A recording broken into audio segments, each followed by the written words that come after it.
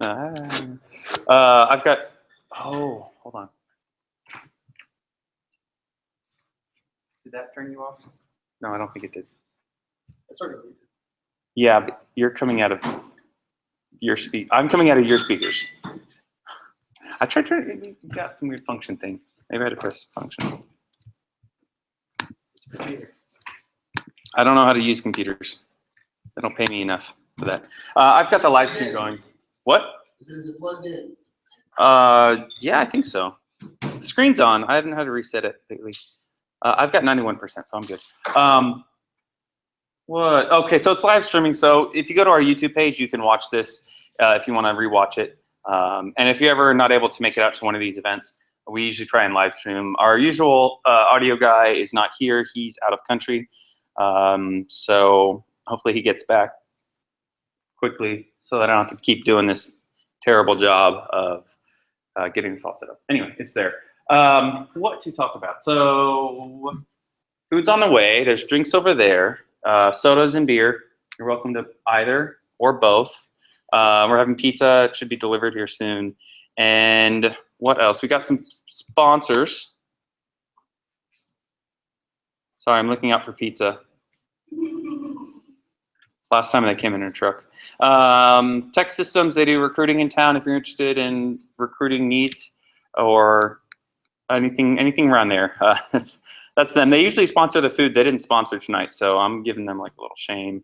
I don't know what happened. It's one of those things where like you make assumptions and you shouldn't make assumptions. You should just figure it out. Envision App, they help sponsor speaker honorariums. So people who give talks here get a $25 Amazon gift card just kind of as a thank you.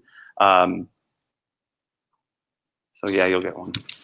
I usually don't tell the speakers beforehand because then it like gets them all, I don't know. I knew about it, that's why I agree. Yeah, that's true. And then the rest of your $500 speaker fee will come later. Geekdom, they sponsor the space. Their Wi-Fi information is right there on the big Texas, written really smally, that's the term. And then Strat Medical, they're supposed to have paid for the Meetup account, but I remember they haven't paid. I need to get my sponsors in line. If anybody wants to sponsor, I would appreciate it. Can use help with getting drinks. Right now that's kind of coming out of my pocket because I enjoy drinks that much and enjoy helping people drink. I'm encouraging like that, a real role model in the industry. But yeah, if you have any companies that would be interested in sponsoring that or inviting higher quality speakers.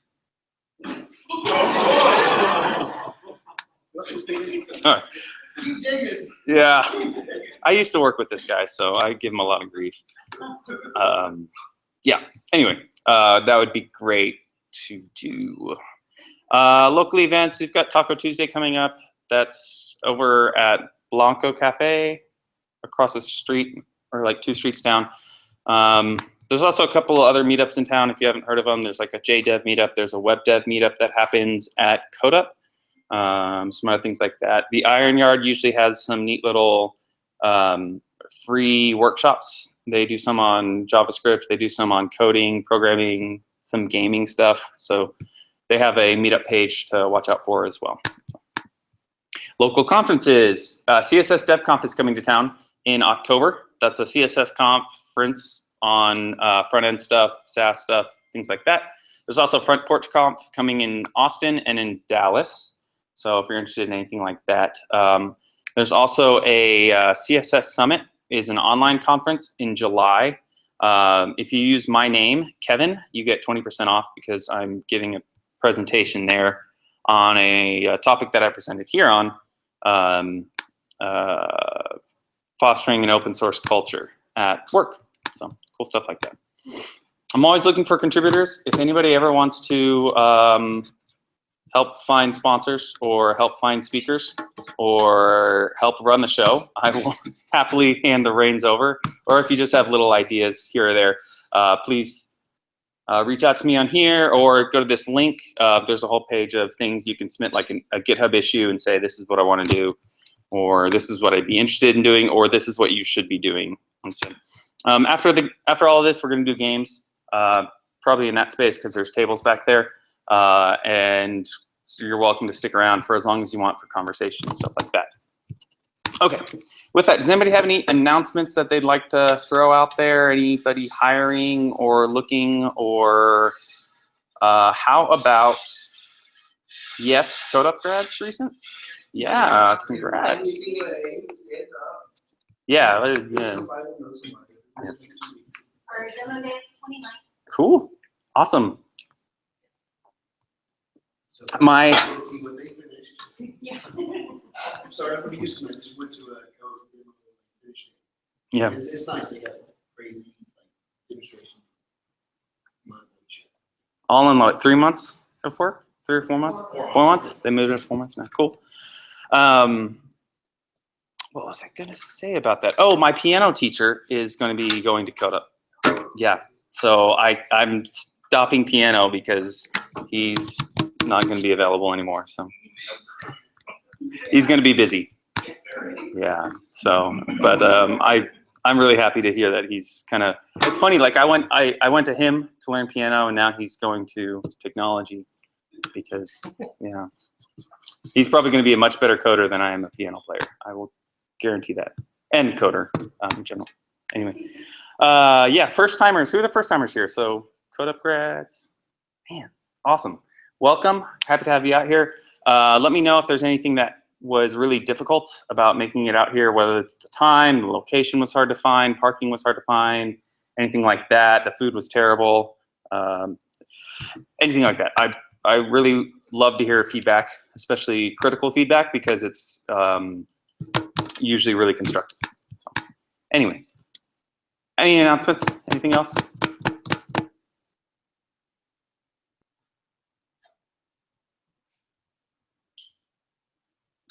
Uncomfortable pause? Okay. You know, something I've been doing on Saturdays, I can volunteer with a group in town called Coder Dojo. Okay. To teach kids between 7 and 17. Where's that at? A room full of about 30 of them. Nice. This Saturday is going to be at the University of Phoenix. Okay.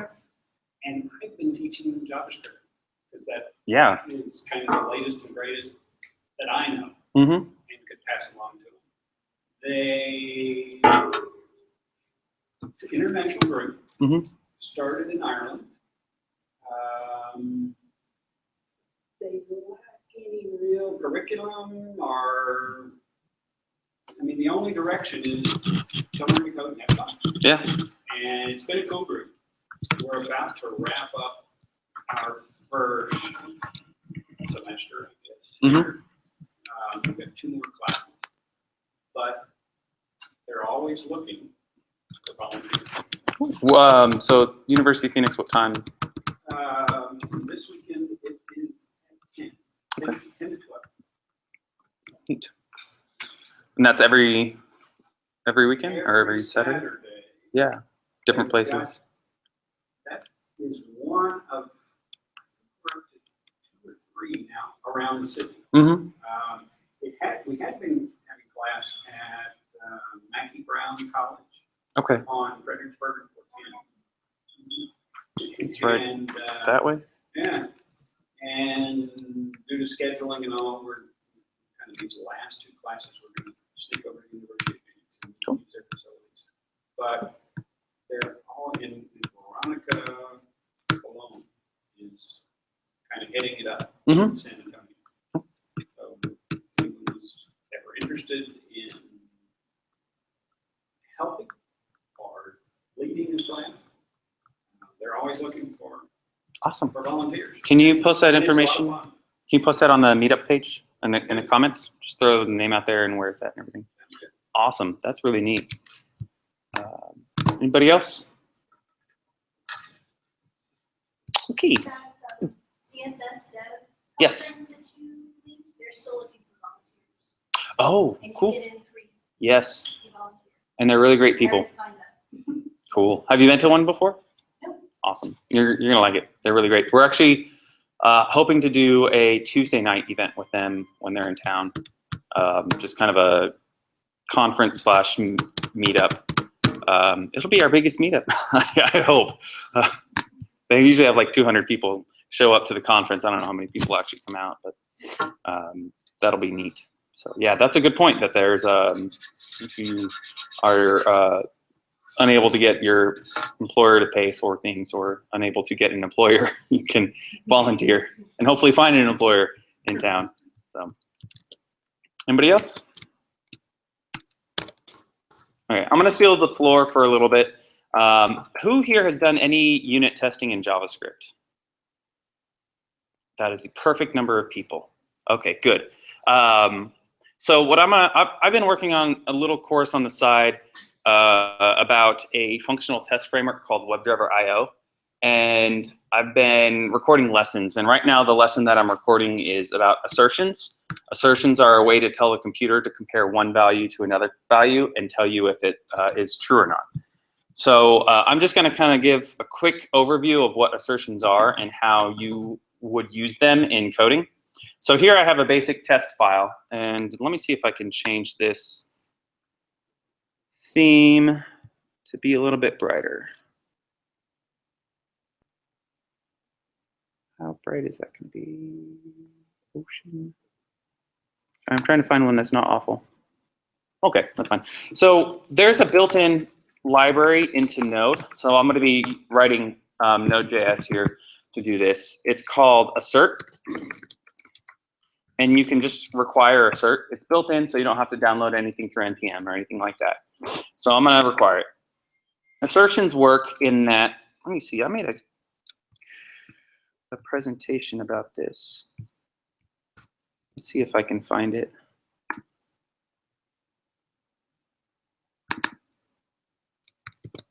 Watch this. So you're going to have your expected output and your actual output, and it compares those two, and if they're wrong, then it fails it. Oh man, that was awesome. So what we're going to do is we're going to say assert dot equal, and we're going to assert two values, 1 and 2. And I'm going to get my semicolon right. And then I'm going to go into my terminal, clear that out. Where is that? That's there. I need another terminal. Not that one. Automation. No. Oh, you were the one that asked the question. That's awesome.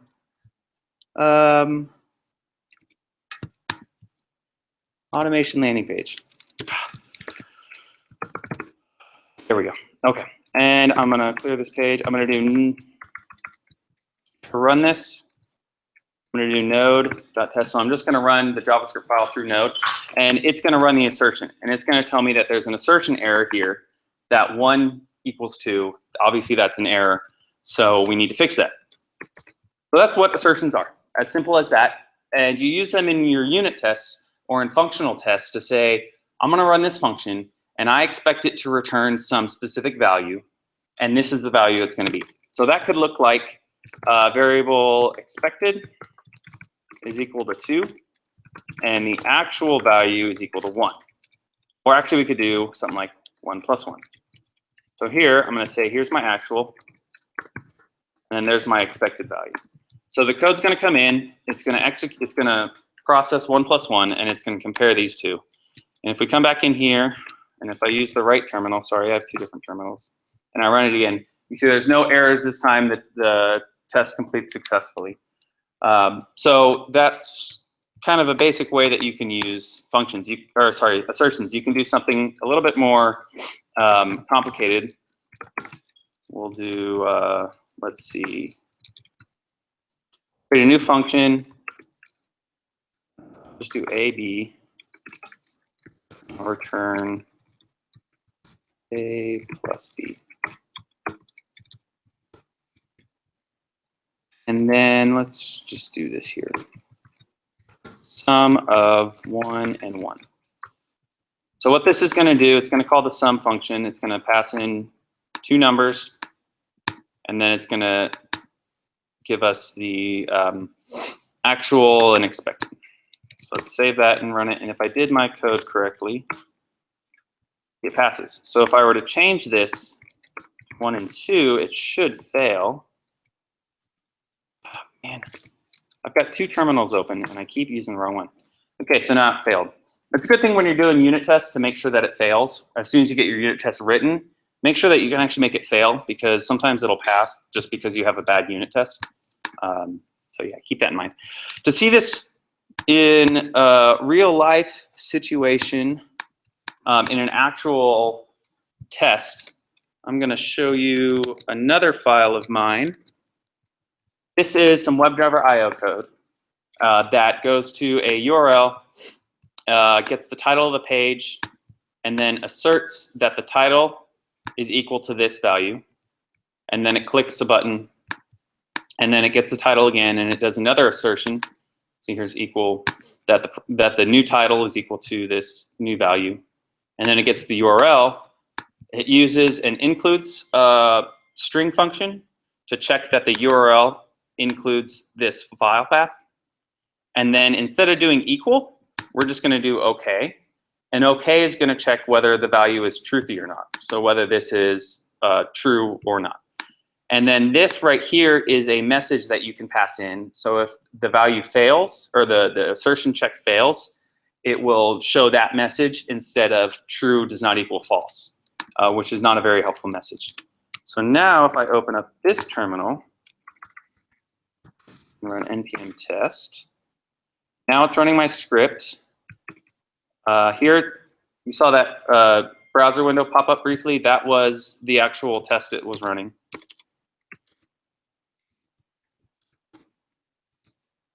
Where did it go?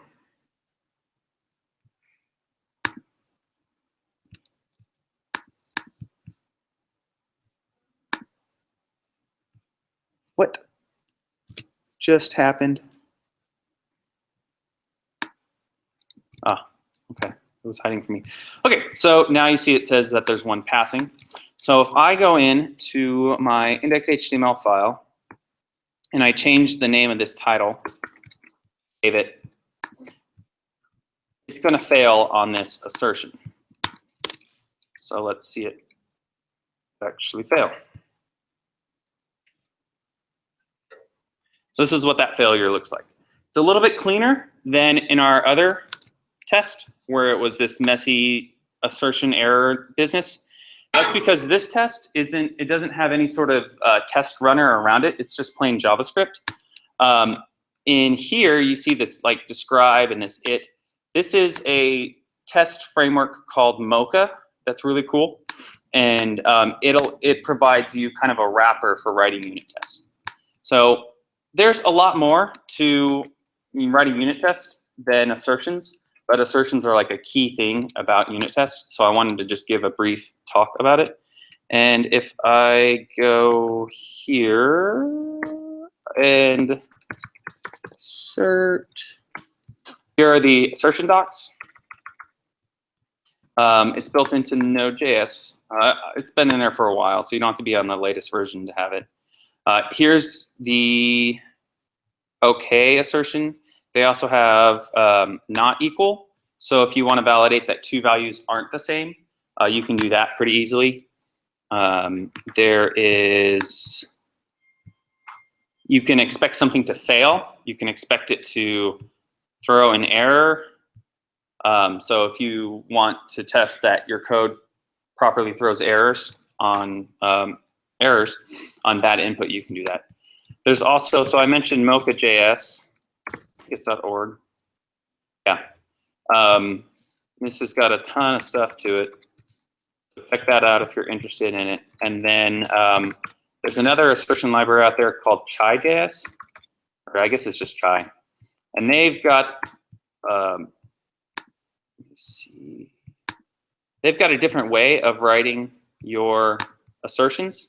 So instead of assert equal, you'll use expect foo to not equal bar, and the pizza is here. Everybody celebrate. You don't have to listen to me talk anymore.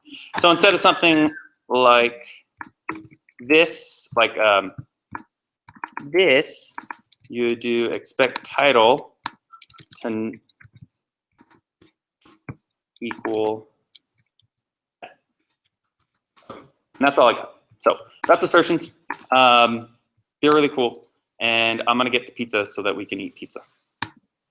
I'll just leave that there.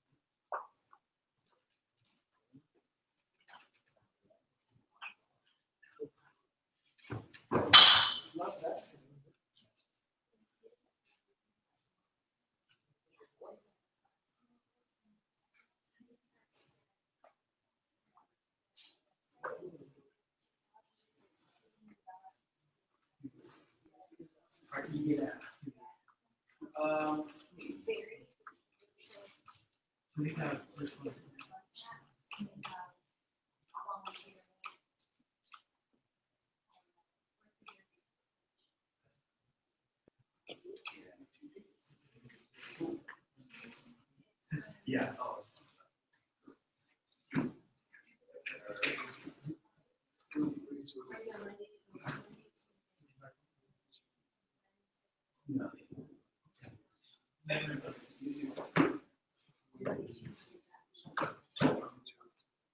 Want to get plates?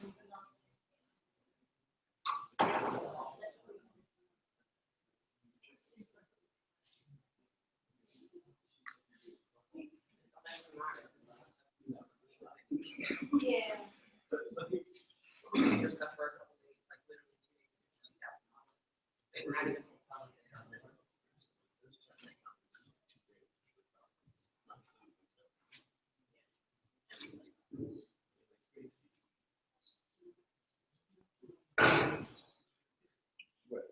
That's one of those continuing education things.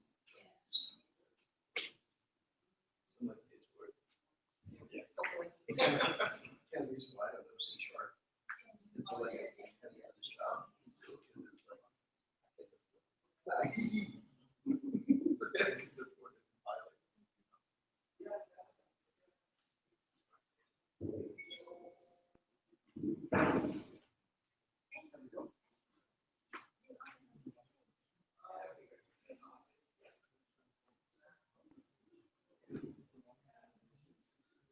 I was, I didn't want to jump.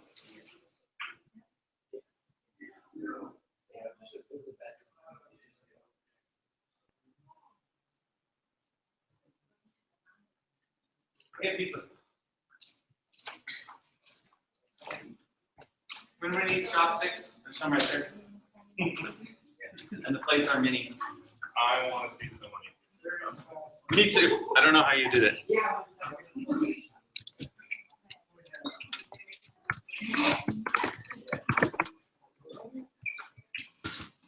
If y'all want to learn about that course, go to learnwebdriverio.com.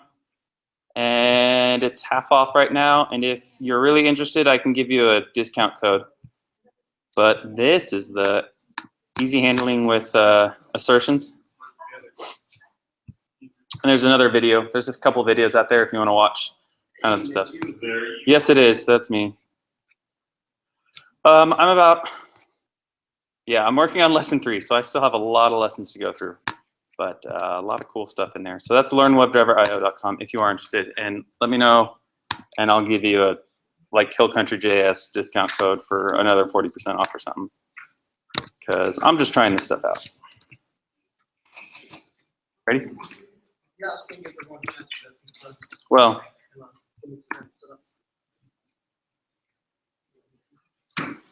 turn camera off.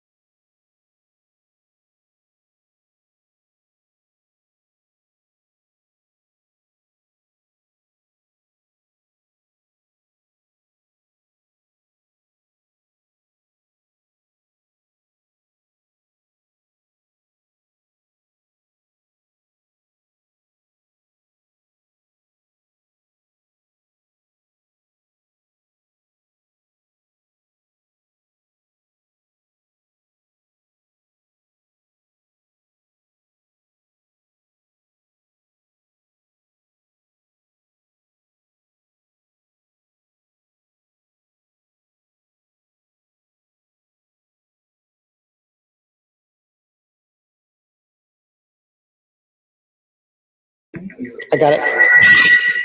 There it is. That's My awesome. bad, my bad. Cool. They did 4 sessions. Okay, if everybody's settled, I'll go ahead and start.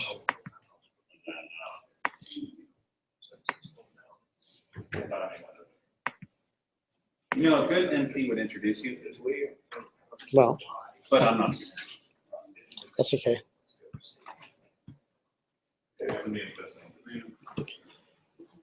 So, show of hands, how many people here are, how many of y'all have heard of Angular?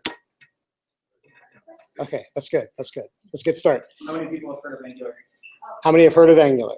Okay, we got quite a few. How many have used Angular on a regular basis or have a pretty good understanding of it? Okay, well, that's okay.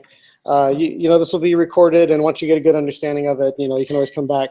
Okay, how many have used Angular 2, any at all whatsoever? Okay, cool. That's good. That's what we're here for. So I put this talk together kind of as like a personal journal for my own foray into Angular 2. And with that said, though, I still have a lot to learn, but I thought it'd be cool to share with you all what I've already got so far. So to get started, let me tell you a little about myself. My name is Nando Pena. I'm a web dev. I work at Rackspace. I used to work with Kevin. I am an Angular enthusiast, and I've been an Angular enthusiast pretty much since the first beta. And I'm just a regular guy. So, well, that's unfortunate. Yeah, so I started learning Angular on my own. Like, I don't have you know, I went to college and got a IT degree, but you know, I'm not like a computer scientist or anything like that. I'm just kind of learning this stuff as I go. So, with that said, let's go ahead and talk about Angular.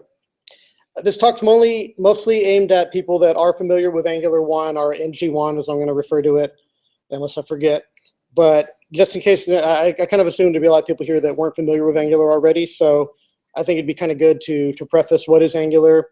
It's, but mostly I want to use Angular 1 as a point of reference for all the stuff that I'm going to be talking about, because it's really about Angular 2 is the core of this.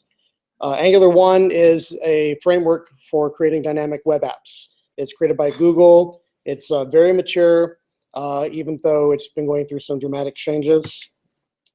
And while Angular 2 is very different, at the core they still share the same purposes.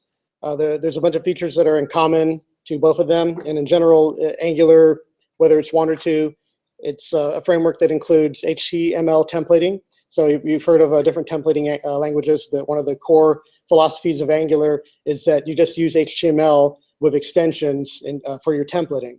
I think they use like the double. Well, I know they use the double curly braces for dropping in values. We'll talk more about that later.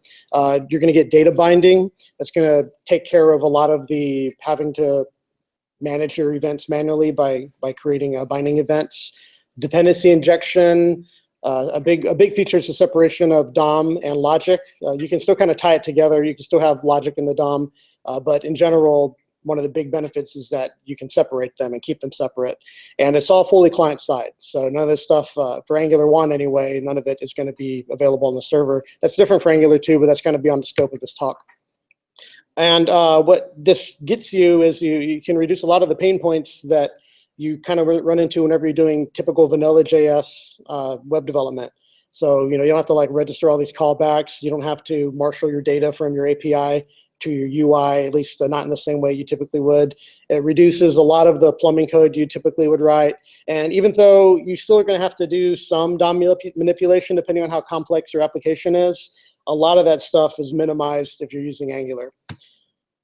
So in addition to that, that's just the stuff I've just mentioned so far is just part of the core library. There's outside of the core library, there are tons of other additional libraries that give you all these other benefits. I'm not going to enumerate that. You can kind of read it out right there. But it's very useful. It's very, very useful. So a lot of that stuff, that's kind of a lot to cover if you're not familiar with Angular. But I'm just kind of briefly going to mention, I do want to talk a little bit about Angular 1 to set a point of context. Mostly just like the general concepts about Angular. And there's a whole bunch of them. So, you know, there is quite a bit to learn, but we're going to kind of collect them into groups and talk about how they differ from, how Angular 2 differs from that, just to kind of make it a little easier to follow. So in the very broadest overview sense, Angular 1, you're going to have a template. It's going to get compiled into a view. The template will, you'll have things like controllers. You'll be able to use an expression language. There are features such as directives and filters that are made available to you. And I'll cover all of that stuff in just a bit. But in general, all that stuff gets compiled into a view. And then you jump into your digest cycle, where anytime something changes, whether it be in the logic or if it's a user interaction on the view, the digest cycle just makes sure all the appropriate places are updated. So if you change the view, the model gets updated. If you change the model, the view gets updated. Angular 2 was built upon this concept of two-way data binding, but they've kind of scaled back from that for performance reasons, Angular 1, I mean. So you can do one-way data binding as well. And in Angular 2, everything's going to be kind of one-way data binding. We'll get to that eventually. So that's kind of a very simple generalization. It probably is helpful to look at an actual template and controller, which are going to be the core components of Angular. I can kind of go through this. And we have the very top here. Anywhere you see this ng dash, that is indicative of an Angular directive. An Angular directive are some encapsulated logic that it's pretty much how Angular does, it communicates all the things it needs to communicate to make the dynamic stuff happen. So this first one, app, that's our injection point, or the point where our application is bootstrapped on top of the DOM. This one is saying that we're looking for an app called Invoice 1. And then we have a controller. Controllers are going to be how we run all of the stuff that we want to change, all of that dynamic stuff. There's a special syntax. This wasn't always a part of Angular, but in Angular 1, they moved towards this new syntax called a controller as syntax. And effectively what it's doing is it's bypassing one of the biggest pain points of Angular that we'll talk about, which was this like scope inheritance model that just gets out of control real quickly. So in general, what we're going to say is like, hey, I'm going to have this thing called an invoice controller that's registered with Angular somewhere, and I'm going to reference it locally as invoice. That's going to be my controller that's applicable to this level of DOM. So this is like a, you can kind of read from just looking at the stuff there. You can kind of see that, we got an invoice quantity, cost, total. So it's like a kind of pay thing. We have a button at the bottom, a pay button. Here's a model. That's going to be really important. The model directives are going to apply to any of your input, whether it's the input or select. And that's going to say, hey, I want to take the thing that's on my controller. Here it's a quantity from my invoice controller. And I want anytime that the user updates input, I want that to be reflected in the controller as well. You can see that same pattern all over the place. Anywhere you see model, it's creating that binding relationship. It's a two-way binding relationship. It to be one way if you're interested in some performance gains. Here's a real cool one called ng repeat. Here we're going to look at this currencies array that lives on our controller invoice, and we're just going to create a temporary variable called C. So all of this option DOM right here will be repeated for every single entry in that element, and we can reference that in these curly braces. This is the expression syntax. Anywhere you see the double curly braces, there's an expression inside there. Here we're just referencing C directly, whatever that currency may be, to give us a population for our select, pretty much. The expression syntax is going to look really, really familiar. It's going to look a lot like JavaScript. It's not exactly JavaScript, but it'll get you a lot of what you expect in JavaScript. And then here's another repeat. This is a filter. Anywhere you see the pipe, a filter is a cool function that's going to take an array or a collection of some sort, and it's going to it's going to run every element of that array through the thing on the right side of the pipe and spit it out. This just indicates that you can pass in parameters for it. So we have a currency function somewhere that's going to act as a filter, and it's going to be parameterized, sending the parameter of whatever this particular currency is what's going to end up in C. And finally, kind of one of the best parts about Angular is how it manages all the event handling stuff for you. So we can, whenever we click this particular piece of DOM, and it doesn't have to be a button, it can apply to any level of DOM. Whenever we click on it, we're going to execute this function from our controller. So we've been talking a lot about this controller. Let's take a look at what the controller looks like. So here we have all the business logic is, you want to put all your business logic in your controller pretty much. This is going to be the same name that we referenced before there. It's actually being registered with Angular right here. Angular is going to be like a global space, a variable. We're going to tell its module that we're creating a brand new app right there. And now that the app's created, we can attach to it a controller. The controller is going to get a name and a function, and the function is going to be where all the controller logic lives.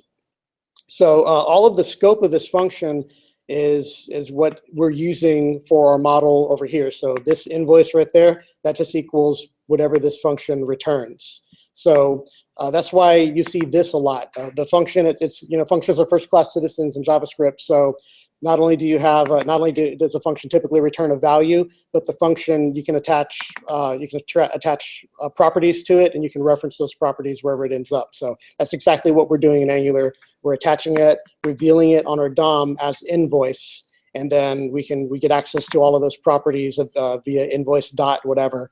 But in the actual controller itself, we want to use this. That's just a pattern that are used because of the way that the function scope works, with it being attached to a function. And then, yeah, here's our event handler down here. Whenever we hit the button, it executes the pay function. So yeah, that's pretty much, that's like kind of the high level of how Angular 1 works. And if y'all have used Angular before, none of that should be surprising to you. And I think that's pretty much enough Angular 1 knowledge for us to get started with talking about the differences between the two versions. If you've heard anything about Angular 2, you've probably heard about the controversy when it was first announced that it's very, very different. They've made all kinds of changes. Once you kind of drill down and understand why they made these changes, it's for the better, in my opinion. Angular was kind of born at a time where the future of web development was unclear, and there were a lot of competing products already on the market that proposed their own very opinionated way of doing things. There weren't a lot of these forward-thinking native JavaScript features available yet, but they're still talking about them. They're still figuring out in the WC3 consortium how it was going to all work out. But Google had a very large role in that, and since it wasn't available, they kind of just went off and did their own thing. So a lot of that's changed now that we have a better picture of how we want web dev to work in the future. But that means in the interim, all the old stuff in Angular is not really going to be too useful. If you remember, I had that concept slide of all the Angular 1 concepts. This is going to be a similar thing. I just made one small little change anywhere in where the similar concept exists in Angular 2, and it's changed. It's been color-coded. Now it looks a little something like this. So everything's changed. The orange things are things that are still there, but they work pretty differently. The red things are things that are just gone, or they've been completely replaced with something different. Let's just dive right in. Let's go piece by piece in digestible chunks to get a better idea of how and why this stuff was changed. So first, let's talk about what's just gone. To start with, the module syntax that we saw before, that's gone.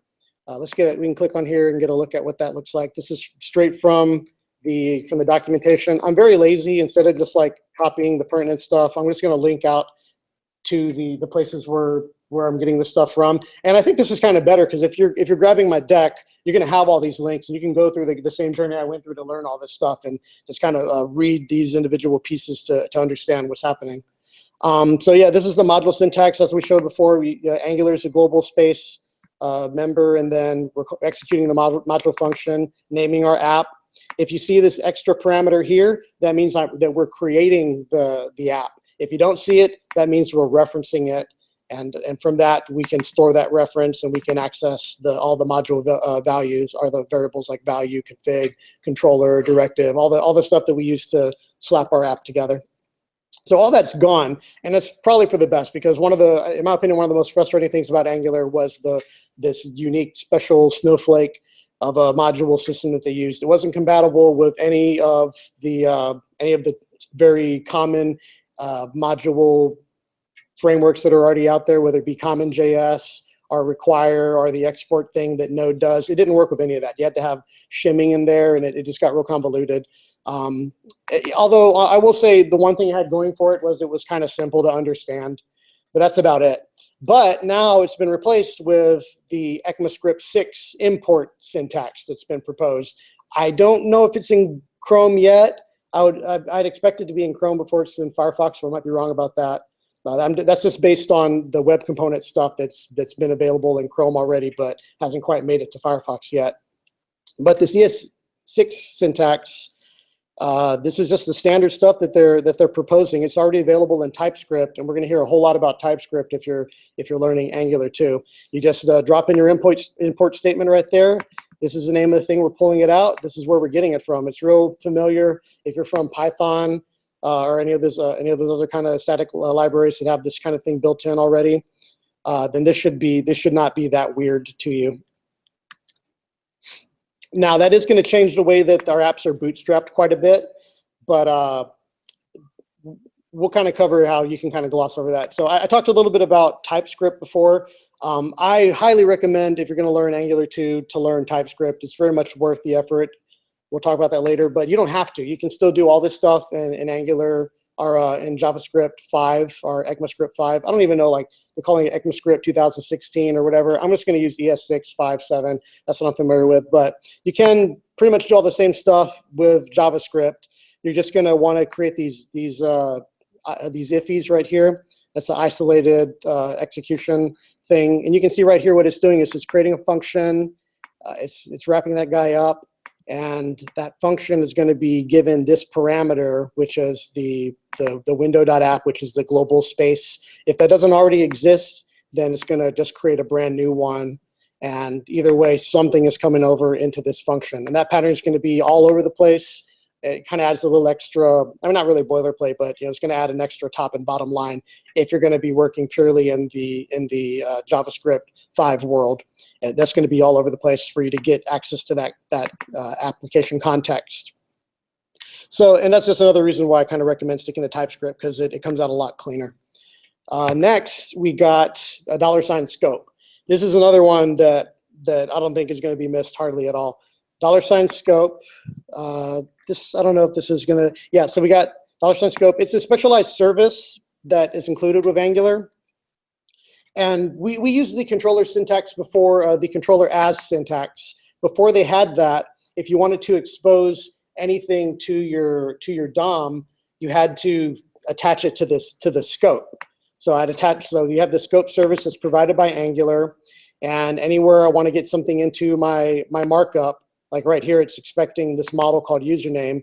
In order for that to work out, I got to attach username to scope. Scope.username equals world. It's a simple hello world thing. Looks like that. So that's what they had before. That pattern isn't used too much because messing with scope when you have a complicated application is kind of a nightmare. You have to be really careful about how you name your variables. And even if you are careful about naming your variables, if you have like a hierarchy of child scopes, and different controllers that kind of expect to be communicating with the parent, you're going to run into all kinds of weird problems with trying to get the right piece of information you want and trying to make the update cascade everywhere you want it. So that's why they kind of just left it behind. It's one of the big pain points of Angular, and if you're an Angular newbie, I'm sure you've ran into this problem where like, hey, I thought I updated it, but it's not being reflected at the higher level. So goodbye scope. Hello, this is just the regular this context. We're actually using this on that controller as syntax, and that same pattern is going to apply in Angular 2 for the components. Before I get to that, yeah, so Angular 2 has done away with the typical infrastructure that was presented in Angular 1, where you're collecting these templates and controllers and directives and just a whole bunch of different kinds of things. And they just say, hey, let's just start out with a real simple thing. We'll call it a component, and we'll just tie it to a class, whether it's a ECMAScript 6 class or a TypeScript class. It's just a regular class, and that's all we're going to do. Anything that we need beyond that, we'll just extend upon that simple paradigm. And that fits right in with the idea of how the scope works. So if we see here, here's our TypeScript class. TypeScript is a superset of JavaScript. So this will run this will almost run in JavaScript 5 or 6 if you have depending on what browser you're using and what capabilities it has. The stuff that's going to be unique to it that won't work is going to be this Anywhere you see that @ sign, that's called a decorator. That's a new concept that's going to be used a lot in Angular 2. It's a feature of TypeScript. It might be a feature of ECMAScript 6. I'm not positive about that, but it's definitely something that you get in TypeScript, which, like I said, is a superset language. And then here, wherever you see this, you might think that this looks like an object kind of, and here's a key called hero, and you're passing it in a value called hero. That's not going to be accurate. In TypeScript, for this class definition, anywhere you see that semicolon, that's telling you what type this thing's going to be, because you got type now. TypeScript, one of the implications is you get type. Type can be really useful. A lot of JavaScript developers, we never had to mess with type before, and you might be fine for that. In Angular, we'll talk a little bit about the benefits of having the type, but it's there in TypeScript. So this is our main class that we're talking about. That's going to be our new scope. And we'll get to all this other stuff up here. You might recognize this was the import syntax that I mentioned earlier. We'll get there.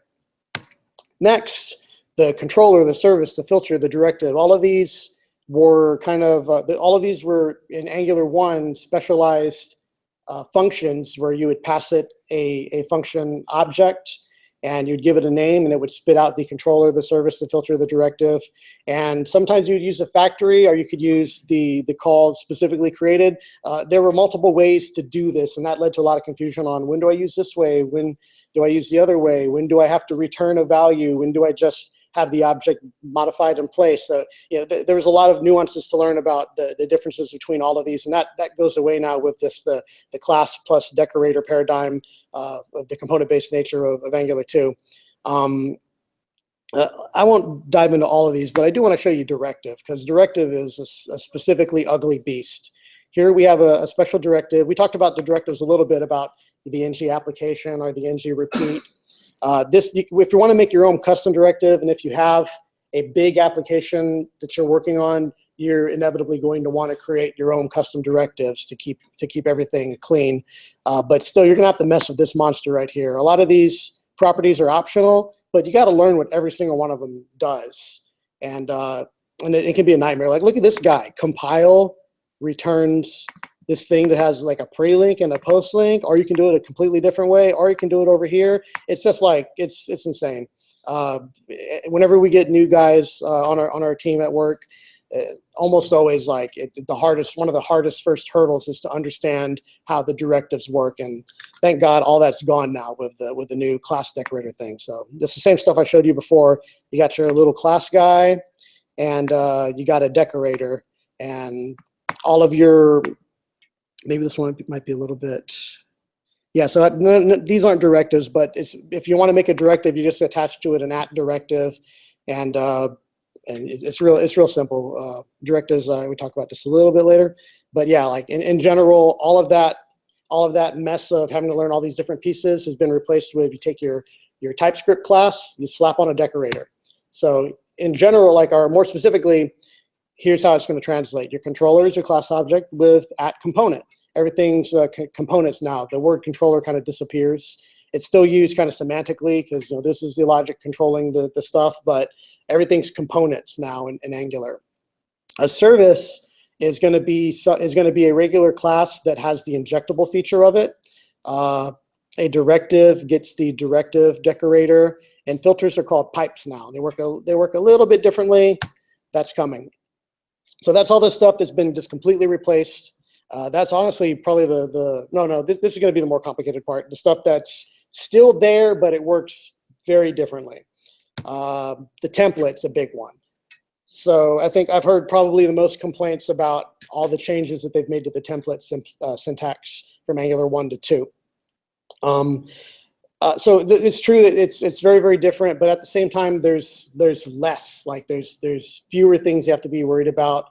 There are fewer directives. You have to know how they work.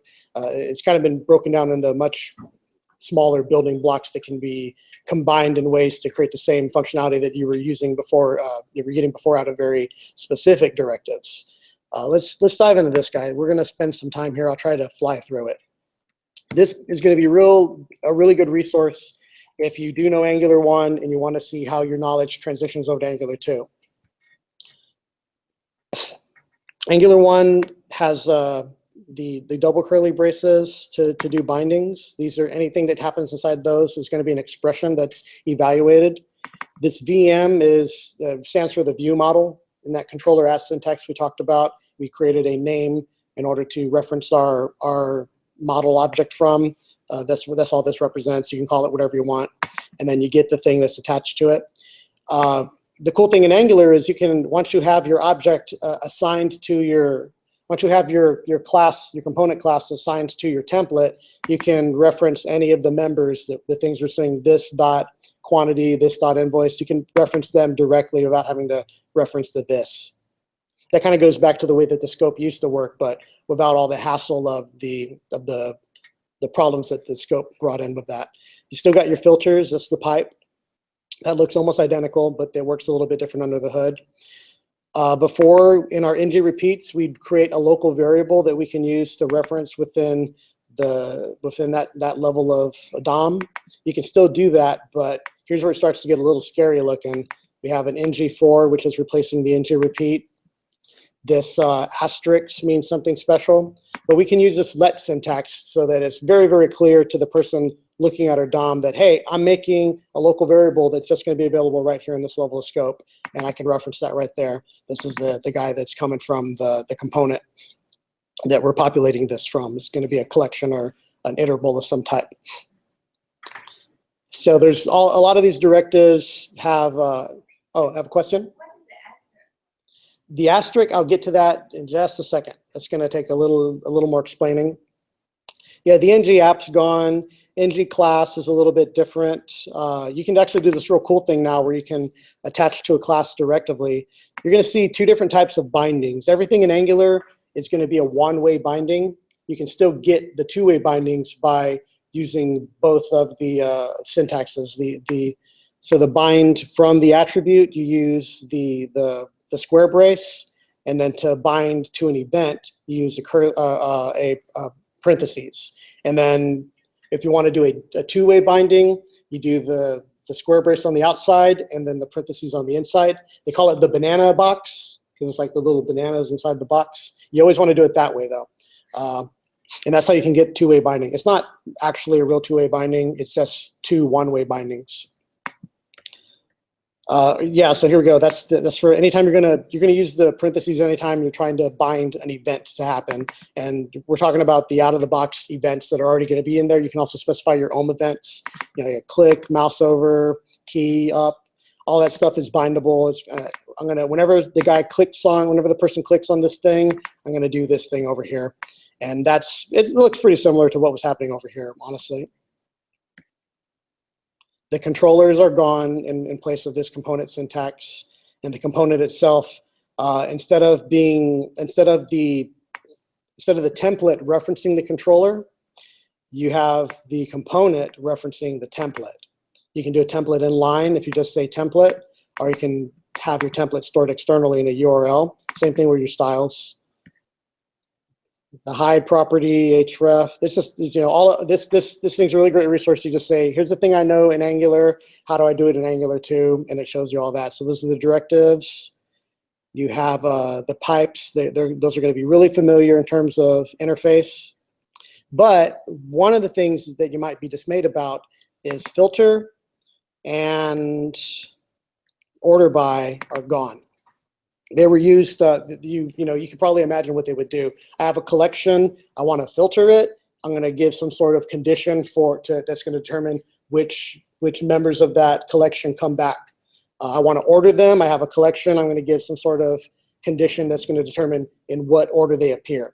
So Angular 2 got rid of those because they were they performed really poorly, and they didn't fit into this new model of observables, which I'll get to in just a bit. But you can still do them. You can still create your own custom filter. They recommend, if you can, you should do all of your sorting and filtering in the actual component itself before you expose it to your template. That's going to be the fastest performance. But you can still, if you're going to do that, if you're going to use that same logic shared across multiple components, that's going to be a case where you want to make a custom pipe. And then, yeah, who knows what an IFI is? Has anyone heard of that before? This is called an immediately invoked function expression. So one of the lovely things about JavaScript is it's real easy to accidentally create global variables, and it's real easy to pollute your global scope. And if you're loading in a bunch of different libraries from all over the place, you're not gonna go and look at the source code for all the different libraries. It's gonna be hard to know which of these libraries is polluting your global scope or not. A real simple way to alleviate you polluting that scope further is any code you're gonna execute, you wrap it in this thing right here. Yeah, this guy is gonna return a function, and then this part is gonna execute that function immediately. And if you put any stuff inside there, that's gonna be provided as a parameter for your function. Get you right there. Just like we looked at that Angular thing earlier, where I was showing you how Angular is attached to the global scope and how you can use it if you're not using TypeScript. So this is an IFI, and it's pretty much a best practice if you're working in ECMAScript 5. If you look at the Angular 1 style guide by John Papa, which I highly recommend, he's going to recommend wrapping all of your code in these IFIs. You don't got to do that in Angular 2 because of the way that the architecture is set up with the components. Like you're already getting that out of the box without any extra cruft inside your code. We already talked about the module syntax, how we're just using the regular imports, controller registration. That's a little bit different. I'll get to that in just a second. Yeah, I think we either already covered all this stuff, or I'll talk about it in just a bit. So yeah, you asked about the star syntax. So this is syntactical sugar. Whenever you use that star, it's going to take the stuff that's there, which is going to be pretty much an Angular directive, and it's going to do something special with it. It's going to transform that so it looks like this instead. It takes this template. A template is a feature of HTML5. So this is the template tag. The purpose of the template is to create a block of DOM that you want to eventually use, but you don't want to use it right now.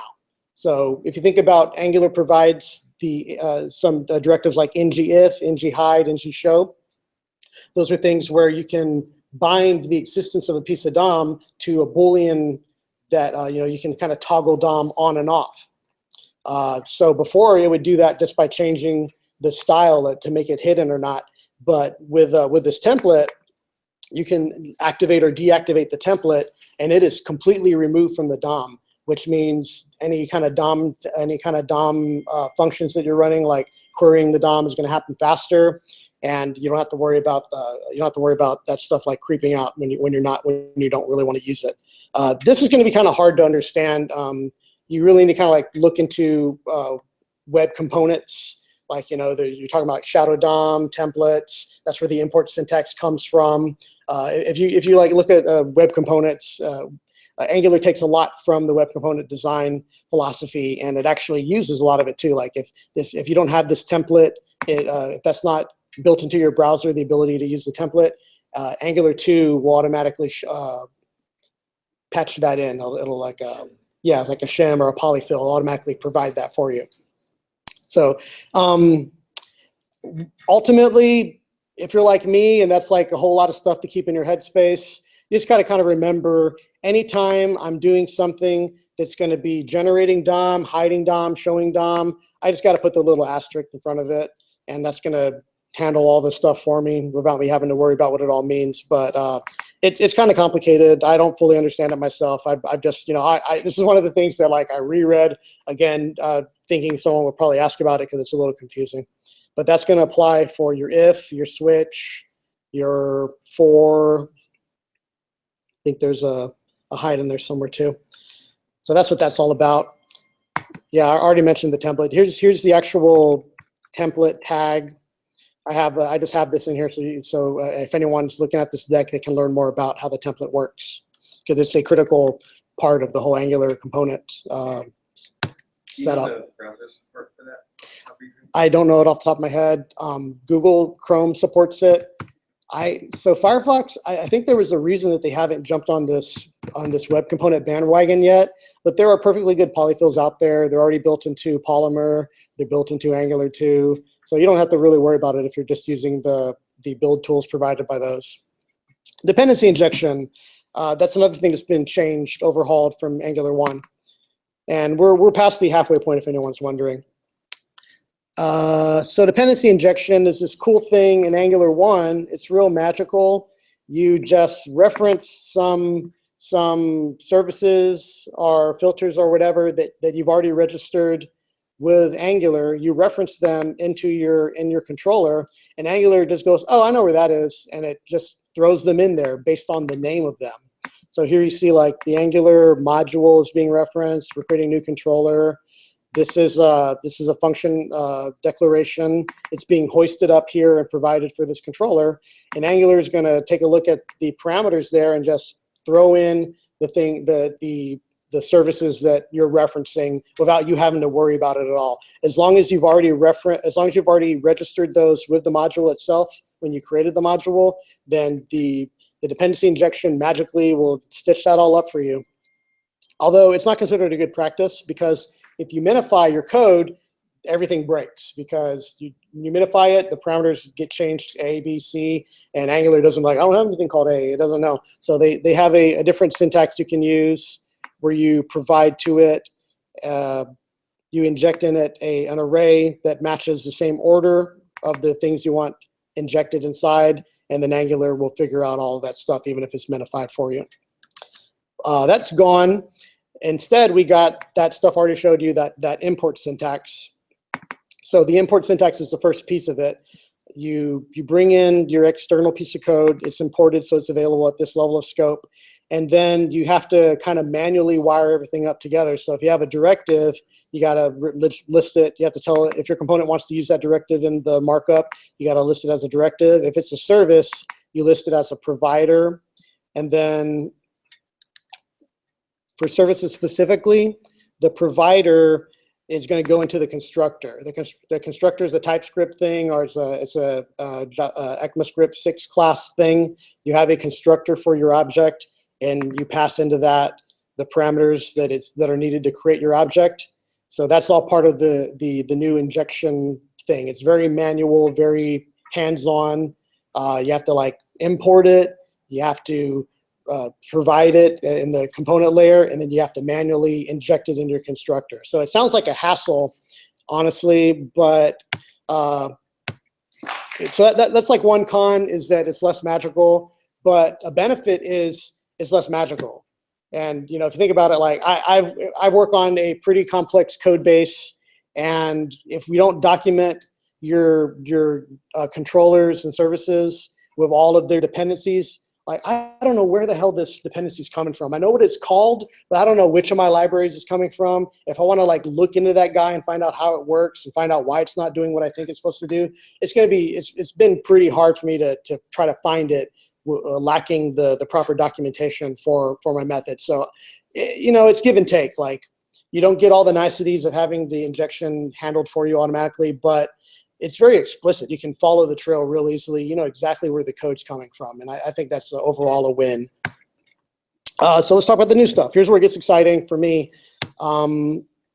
TypeScript. That's one of the biggest new things. Like you can write everything inside ECMAScript 5 if you want, but I really recommend TypeScript. You're going to get really clean code. It's going to be real easy to modify and understand what's going on. You're going to get access to the real nice, easy to use decorators. There's lots of great tooling out there for TypeScript.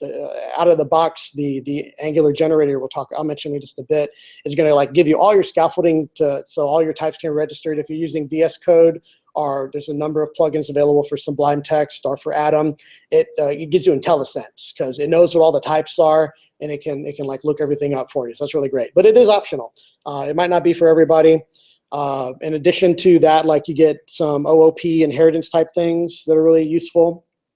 And Angular is built on top of TypeScript. Angular 2 makes full use of all these TypeScript features. And if you go back to JavaScript or to ECMAScript 5, they kind of like, well, we need to do something equivalent. It's not going to be as clean, but it will repeat the same patterns with a little more code. There's the new hierarchy, the component-based design. This has actually been backported to Angular 1.5, so you can start using that in Angular 1 right away, well, assuming that your code base is at least on 1.5.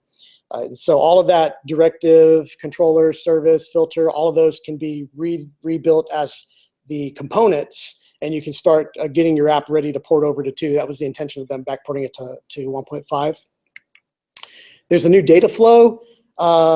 This is a really big topic, the observables, and it's one of my weak points. So one of the things I'm still learning about for Angular 2. All of the aspects of Angular 2 have been designed to work with these observables that come from RxJS.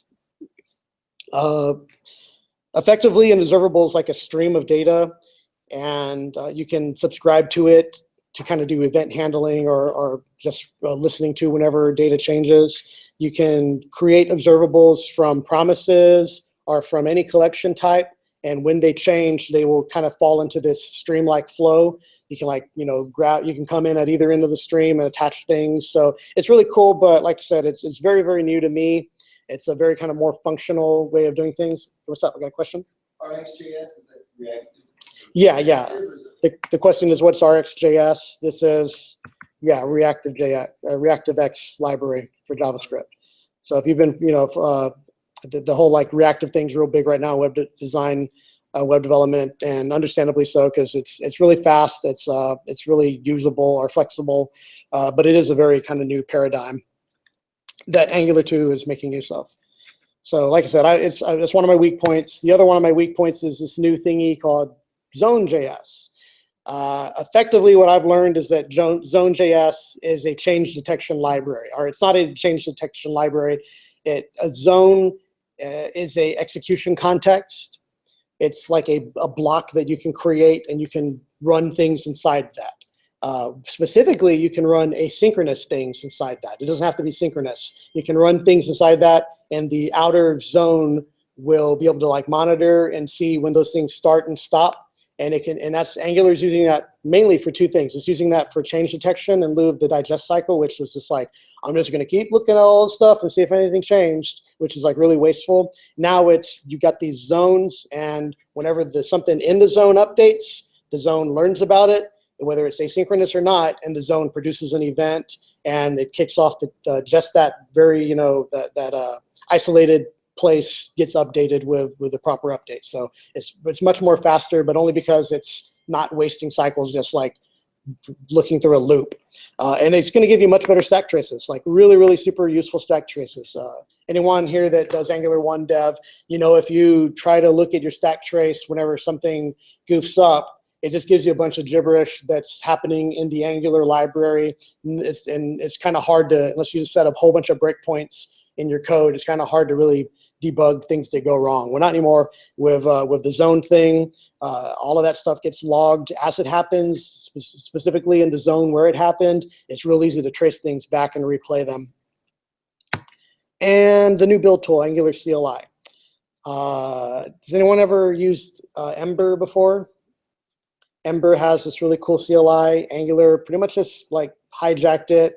There's literally some code in Angular CLI where it does a regex find replace Ember with Angular CLI because it's the same damn thing. It's the exact same tool. But it's cool. It's a really good tool. It's very mature, and it gives you a lot out of the box. Here's some of the things it can do. You can create your new project. It's going to scaffold out your main app component. It's going to scaffold out a one sibling app component. They're going to be tied up to a style sheet, to a template. They're going to be bootstrapped. You're going to have all of your TypeScript type bindings if you choose to go the TypeScript route. It's going to have unit tests. It's going to have end-to-end tests. It's going to have a built-in development server. Like it's all there. Like you can be able to do linting and reformat all your code, all from this singular command line interface. It's great. We bring new guys on, and we try to teach them the patterns that we've adopted for our code base. And we try to like show them, like walk them through, here's how it works, here's why we do it this way, here's all the documentation. And they still go in there and they just produce something completely different because it's hard to understand. It's a lot for them to keep in their head. I used to say, like, if you're gonna be like a mathematician, you gotta learn how to do long division. You gotta learn like all the core fundamentals. Don't just like rely on your calculator. Screw that, just use a calculator. Calculator is way easier. The calculator is going to produce the same result every time, and it's just gonna make everyone's life easier. If you wanna be a great dev, you're just gonna have to learn that stuff. But if you're just starting, just learn how to use a calculator, and then you can learn the rest of the stuff as you go when it's necessary to do so. That concludes my overview. I was thinking if I had some time left over, I would jump into the CLI and kind of show you what it looks like. I don't think I'm gonna have time for that because I was aiming for like 45 minutes, but that's what I got so far. There is one disclaimer I want to throw out there. Angular 2, it's really, really, really close. It's in the release candidate 1 still, I think. I went to NGConf very recently, and they just put out a release candidate.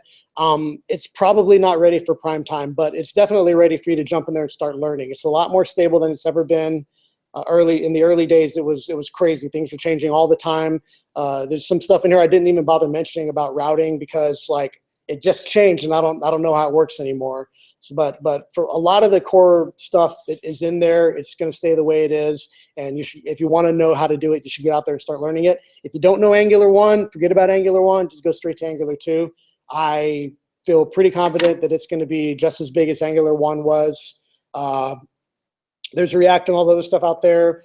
That's important to know too. But Angular 2 is going to be a platform. Angular 1 is a framework, has a lot of stuff in there. It's not just a library. Angular 2 is going to be a platform. It's expanding into all different types of things. You're going to have like server-side rendering. There's just a lot there to learn about. So you might as well start learning now if you want to be able to do any of it.